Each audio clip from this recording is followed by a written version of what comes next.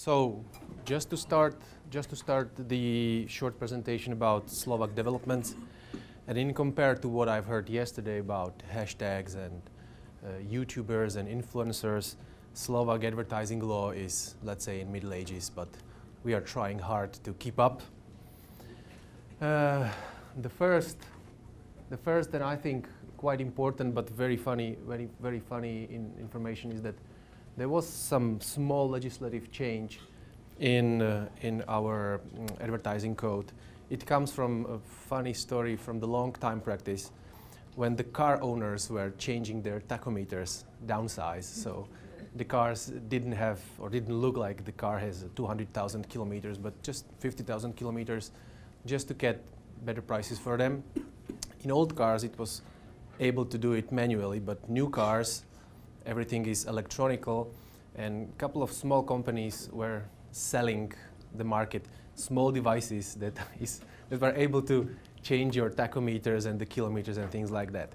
And it was huge discussion in the community. And of course, it was so big discussion, so they made it a crime that when you are adjusting the tachometers, you are committing a fraud.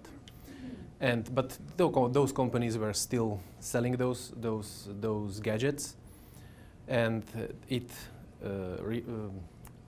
another change was done then in the Advertising Act, saying that you cannot advertise something which is illegal somehow else.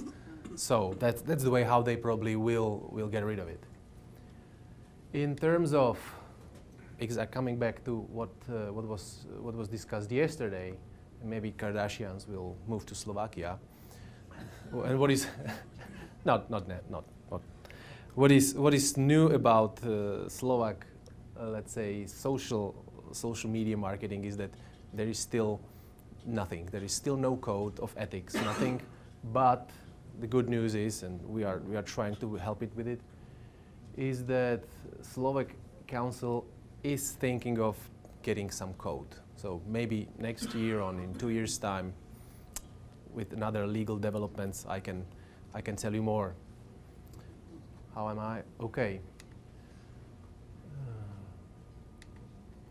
Okay, now I'll probably skip through 3 cases which are quite recent and which are quite big and which still show that our advertising law or our advertising practice is in Middle Ages. As you can see, that ugly green person or ugly green creature. Now this is the ad of our biggest, let's say, IT reseller. It's a huge company. They are using that green monster. Everybody hates it, but they are the biggest in the country.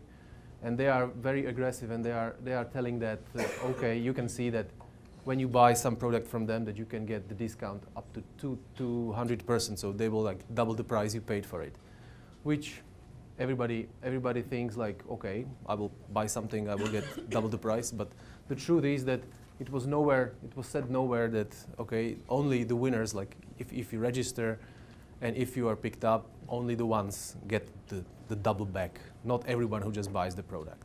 So very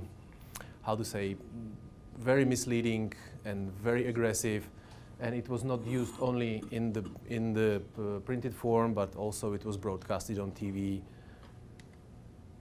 Another case, no, probably I will stop at the third one, which is more important because it was run by state-owned energy distributor.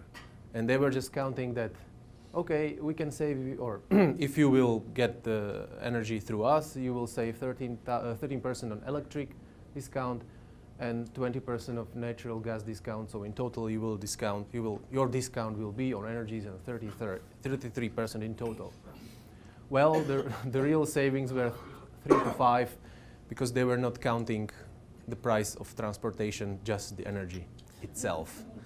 So even the state companies or state-owned companies are doing wrong. Okay, Daniel, I see you. And thank you. And I will then switch to George and the Cyprus.